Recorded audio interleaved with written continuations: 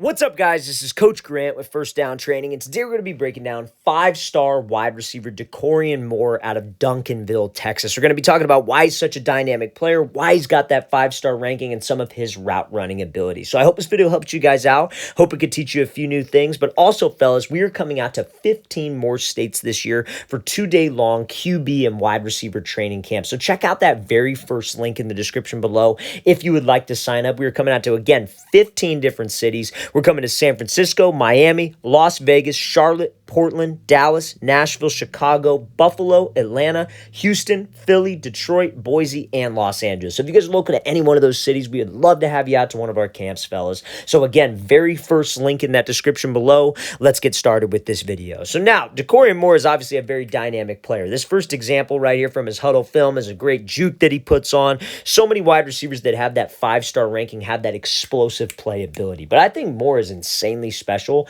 just because of his ability to run great routes, and that's what we're going to be focused on here. So this is a camp example. I believe this is like an Under Armour camp or Rivals camp, and he is going to be running a post corner route. Now, this is a very, very high-level post corner route that you do not see a lot of high school kids running like. So obviously, post corner break, day one, basic stuff for wide receivers. We have to make the first move look exactly like an actual post. We have to make this DB believe that we are trying to attack his outside shoulder and slip underneath him on a post. Now, there are a couple things that you can do as a wide receiver to not only get a man coverage DB to bite, but also a zone coverage DB to crash down on this post corner fake. And honestly, it goes for any double move, out and up, slant and go. First thing, when you break to the post, there cannot be a change in speed. DBs are smart individuals. They play the second hardest position on the field next to quarterback. So they're looking for any little change in what we do. I call it an indicator to dictate how to play our route, to maybe anticipate our route, to show that it's a double move because they're always aware of double moves. So when you break to the post, fellas, a lot of receivers, they'll break,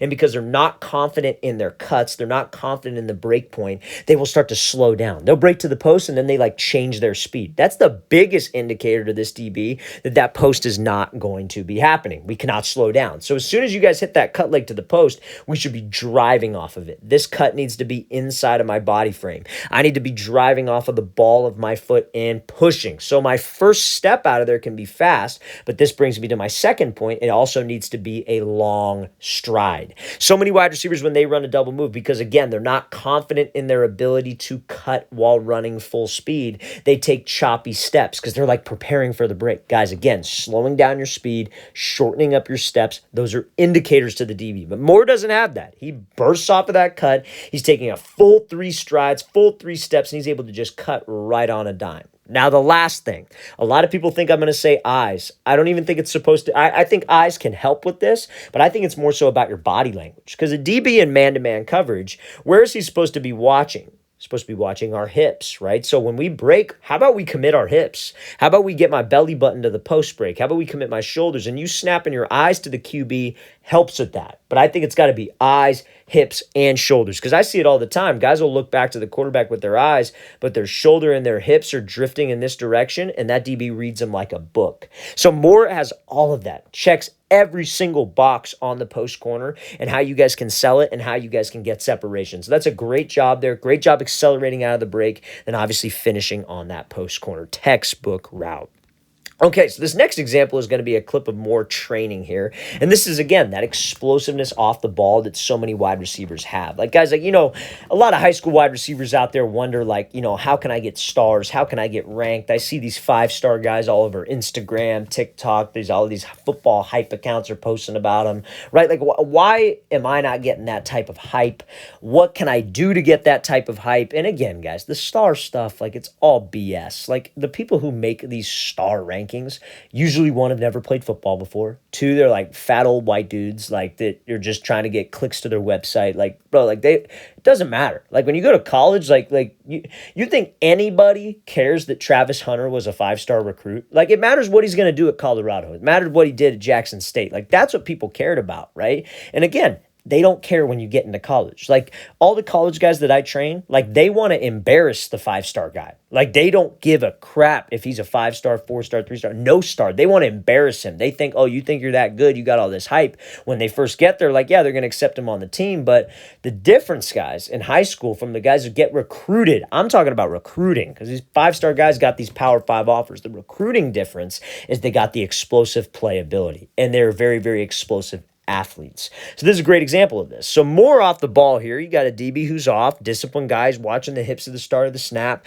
He's got maybe about 2 yards of space, I would say. So he's trying to stay disciplined. Moore comes off and he does something called a wide step release and gets up into this route. So wide step release is pretty much exactly how it sounds. You step with your back foot. You're stepping wide, trying to make the DB think that you were going to the outside with maybe a quick split release, and then you take the inside release. So now the thing about these top tier wide receivers, they obviously have explosion, right? But I think a lot of these guys, especially nowadays, they're really well coached. There's a lot of receiver information out there that these guys can learn. You get a lot of NFL guys coming back to camps and helping out with dudes, so they have a ton of knowledge. And I think these receivers are getting smarter and smarter every year with their football IQ. Because think about this. This DB's got about 2 yards of space. A lot of you younger wide receivers, what you'll do is you'll give a quick little jab outside, but you won't go anywhere past the line of scrimmage. You just give like this lateral move. And maybe you get the DB to jump, but let's say your break's at like 10 yards. Guys, if there's 2 yards of space and you get him to jump, but you got to go inside, he could cut you off at that angle. We didn't close the distance with him. We didn't try to step onto his toes. But you see more, he sees pre-snap. Okay, I got this 2 yards of space. I'm going to close that space. I'm going to attack him. I'm going to step actually vertical. I'm still going to step wide. I'm still going to try to get him to jump to the outside. My hips, my shoulders, everything makes it look like we're going to the outside, but I'm moving forward. I'm attacking, and that's what gets that space. And when he gets up into the route, he can get hip to hip with the DB, aka getting skinny, winning the race to the break point, fellas. And all that's set up with is what he does off the line with his release. So, fellas, if you guys want to get more separation, understand how press coverage works like this. If you guys want to have more explosive plays, get more separation in order to make explosive plays, understand this game. Understand this game off the line. And honestly, the two things that you want to pay attention to the most, DB's leverage and DB's distance. If this DB was right up on the line, Moore would not be stepping like how he stepped. He would take this back foot if he was right up on the line and step about here towards this green cone, stay behind the line of scrimmage, still sell it the same way. DB jumps, and we do the same exact thing.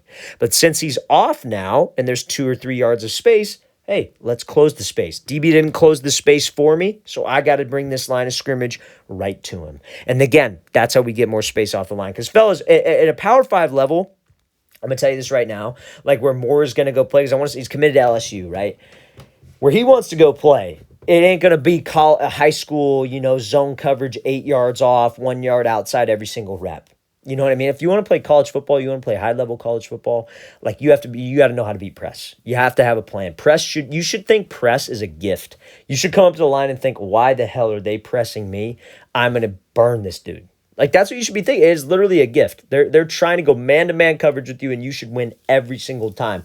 Honestly, because if you take care of business and you know what to do, you know the route, too. You know where you're running. The DB doesn't. So if you take care of business in terms of selling the route, pushing vertical, doing what you need to do off the line, they can't stop it. It's more about what the receivers do wrong than what the DBs do right. So this is an example here of Moore running a hitch route. Now, I know you guys might be thinking, oh, a hitch route's a pretty basic route, right? Like, that's a simple route. Anybody could run a hitch route.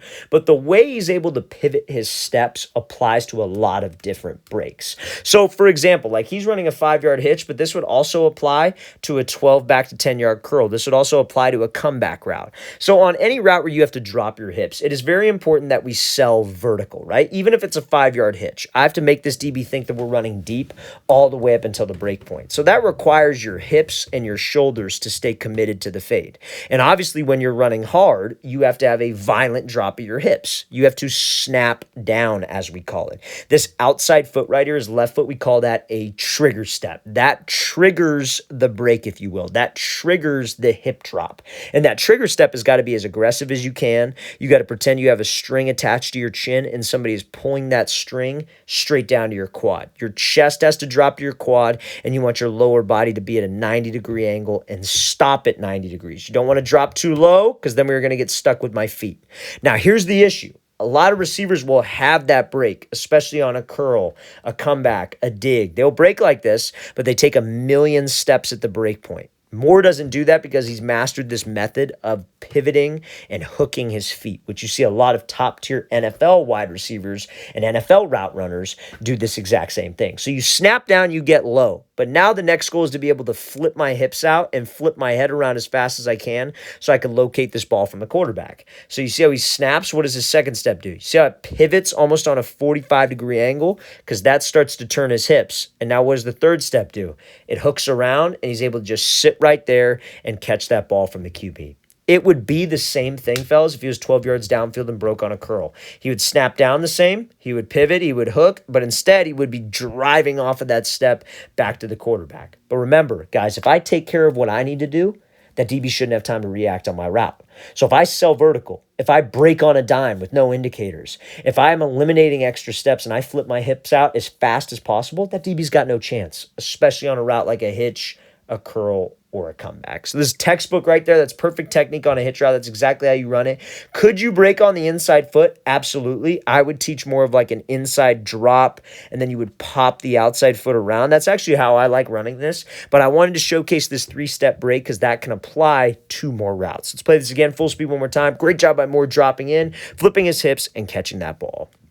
All right, fellas, really want to thank you for watching. I really appreciate it. If you have any questions at all, don't hesitate to leave those in the comment section below. Always appreciate the feedback. It's always great to hear from you guys. And again, fellas, if you would like to train with us in 15 different states across the U.S. this year, check out that very first link in the description below. We'd love to have you out to one of our off-season camps. We're coming all the way from Las Vegas to Detroit to Houston. So again, very first link in that description below. I'll see you guys next time.